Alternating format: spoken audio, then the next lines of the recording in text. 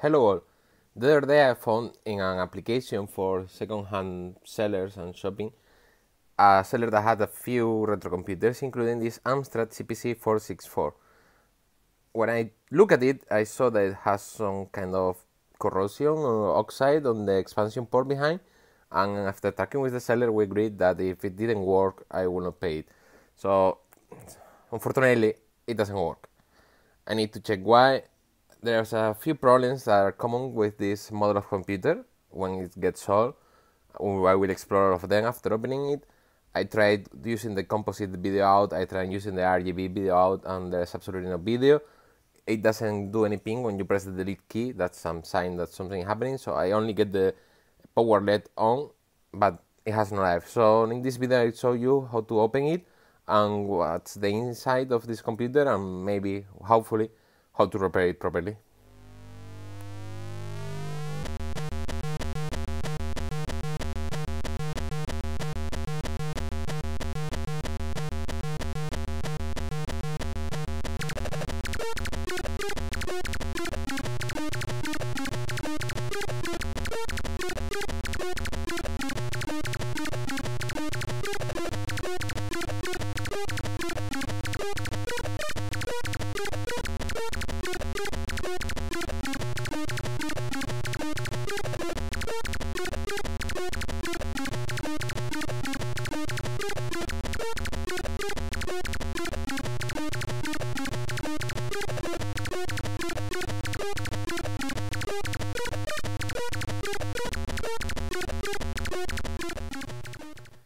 There's clearly a lot of accumulation of dust and some not so welcome visitors here.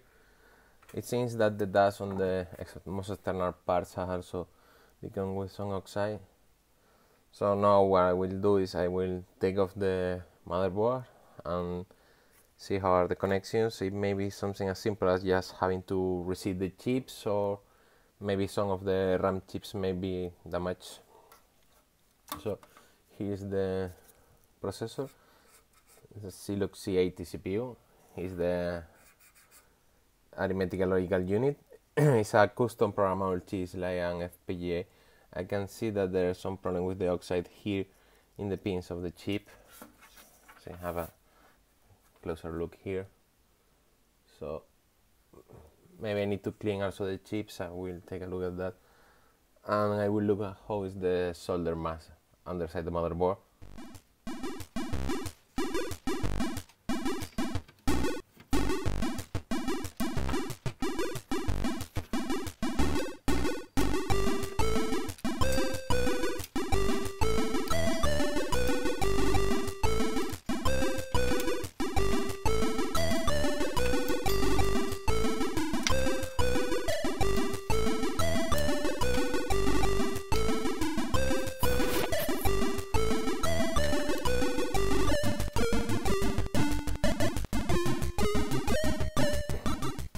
So I can see in this side of the motherboard it's like has some kind of spillage as on this other side.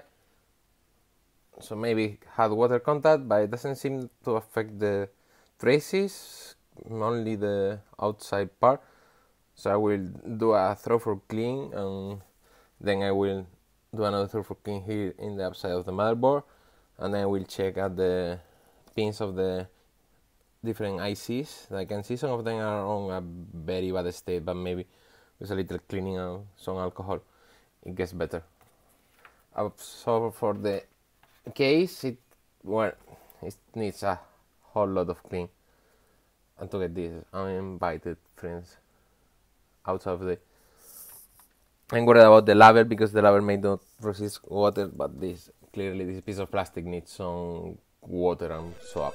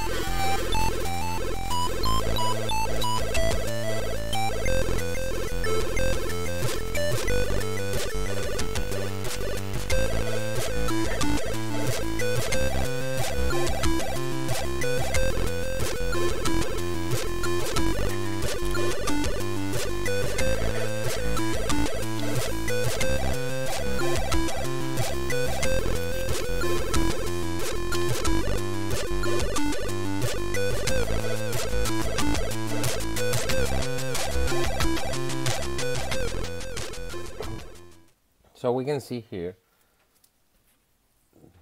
that there is a lot of oxide here. Maybe it's needed to get out the chip and bruise it with something stronger, a little stronger. And here we can see also the same, but there isn't much better now.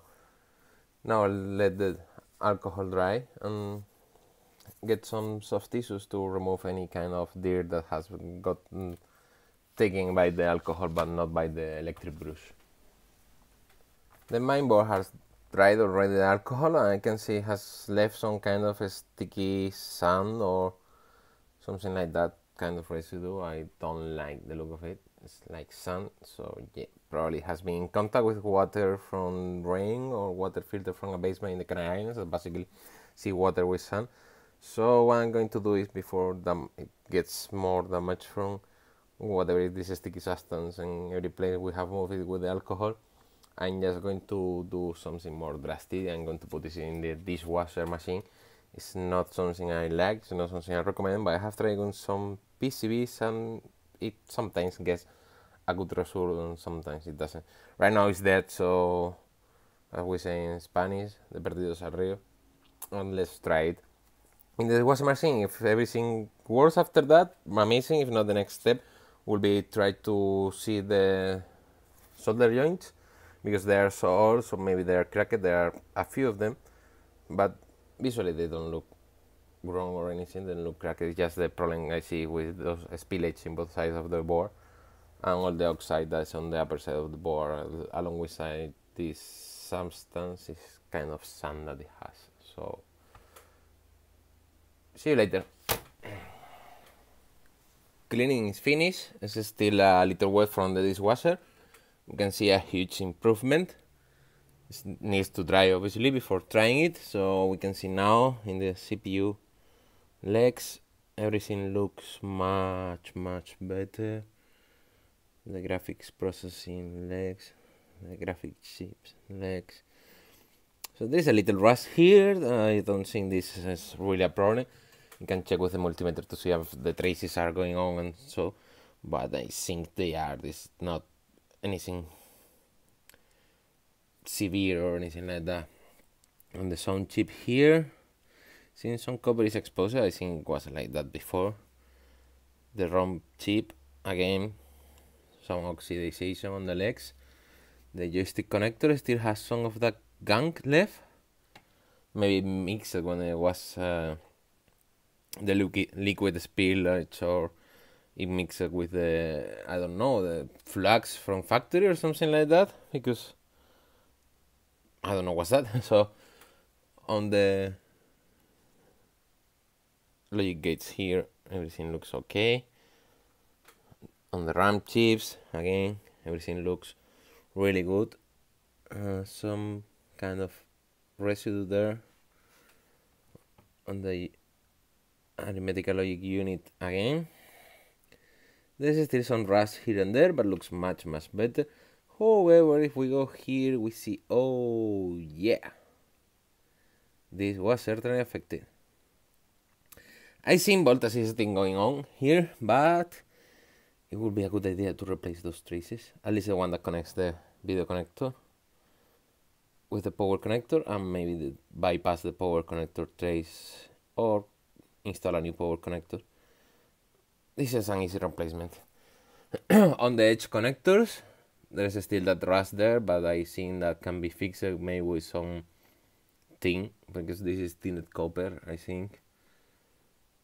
Here as well. And if we turn it around like this to see the other side of the chips, we can see more detail here.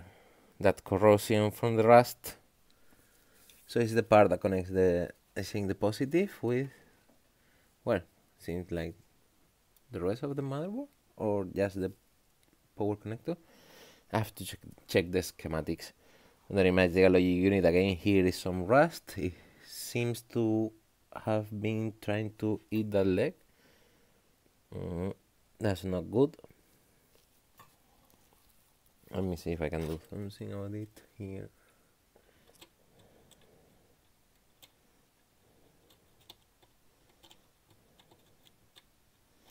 Okay, so the leg is still good, so just some accumulated rust here. I don't think it has entered the chip, but this is the most difficult to replace chip because it's a custom piece. On the CPU, legs look pretty okay as well. Oh, here there is more rust. I think maybe a little solder could help on that rust here. Here is practically perfect, and here is not. So on the sound chip, some rust there on the via, and here some rust as well. So I think it has a lot of possibilities of fixing, being able to properly fix. There's a little of that residue here. Okay, so now I'm going to put it to dry and then I will try to power it on, and if it doesn't work I will start replacing this part here on the power connector, and then I will try with the chips. Okay, I have filed the connectors. They look much better now. I have as well filed the rusty pins on the chips and they also look better. I checked the soldering joints on these two connectors. They work, they look okay, there's continuity, so maybe they don't need replacement yet. And I have also checked the continuity on several of the traces on the board with the chips, and again everything looks okay, everything works. So the worst offender was here. Let's see if I can zoom on it. Okay, not much. Come on, focus. So this leg here, okay, doesn't want to focus. Let's see. Yeah, that one, that leg there, that looked like could break off. It didn't break off. There's continuity. There's continuity also on the tray, so it's not just the leg.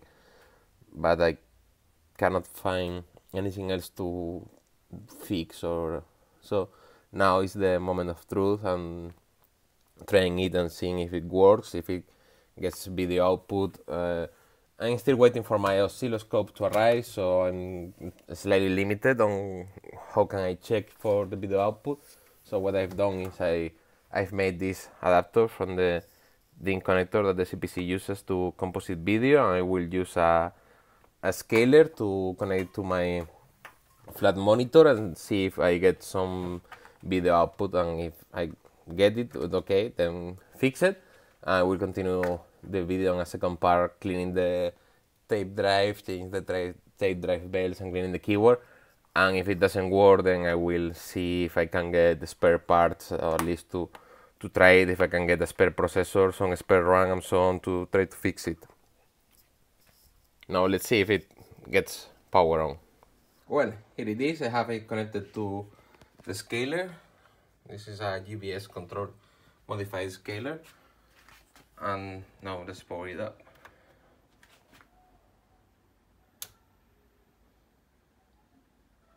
So it doesn't get signal, still shows the let us power on.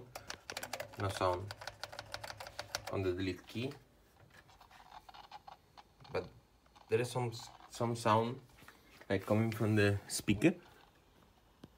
Sounds like some interference, so maybe it needs to replace some chip or anything. I will have to take a look at it, but that will be the next video. So this is how I try to do it and fail. Hopefully in the next video I succeed repairing it. See you later.